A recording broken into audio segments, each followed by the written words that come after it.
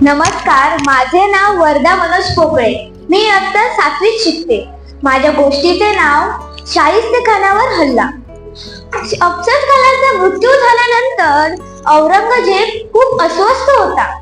आता या शिवाजी महाराजांचा पराभव कसा करावा म्हणून तो विचारात पडला होता. म्हणून त्याने आपल्या मामाला म्हणजे शाहिस्तेखानाला बोलवले. तो त्याला म्हणाला, तू हवं तेवढं माझं सैन्य ने, पण या शिवाजीचा पराभव कर.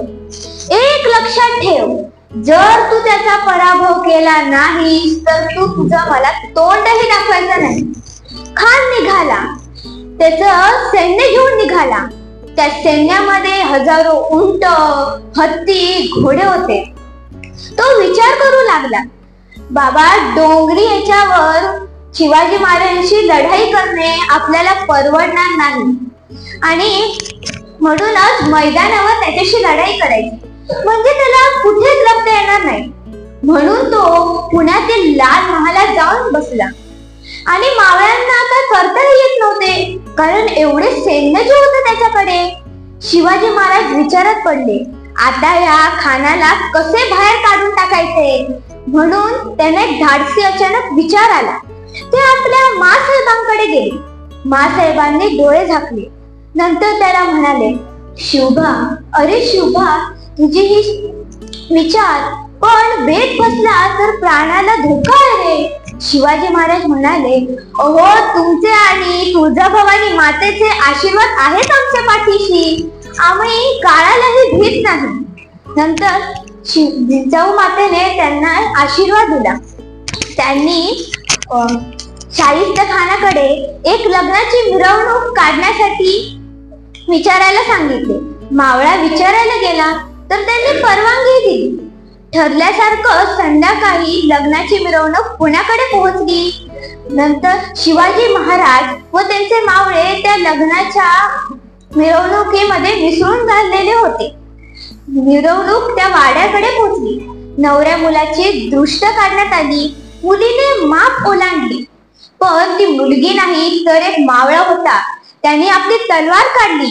शिवाजी महाराजांनी सगळ्या मावळ्यांना हळू आवाजात सूचना दिली. त्यांना त्या किल्ल्याबद्दल खडा माहिती होती. अहो, शेवटी बालपणच तर तिकडे गेले होते. नंतर शिवाजी महाराज हळू स्वयंपाक खोलीत गेले. तिकडून ते खानाच्या खोलीत गेले. अहो, तो खान परत झोपला होता, पण त्याला काय माहिती त्याच्यासमोर एक काळ उभा होता. नंतर खालून आवाज येऊ लागला.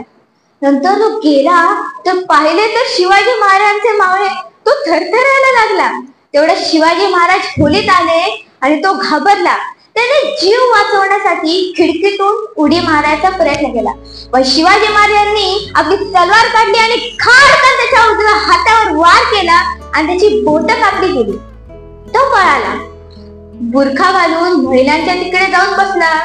हम पर रहम कीजिए, हम पर रहम कीजिए, हम पर रहम कीजिए असं बोलायला लागला. शिवाजी महाराज म्हणाले, कोण है? तो म्हणाला, मैं खान साहब की बेगम हूं. नंतर त्यांनी बघितले तर तो खानच होता, थरथरून कापलेला.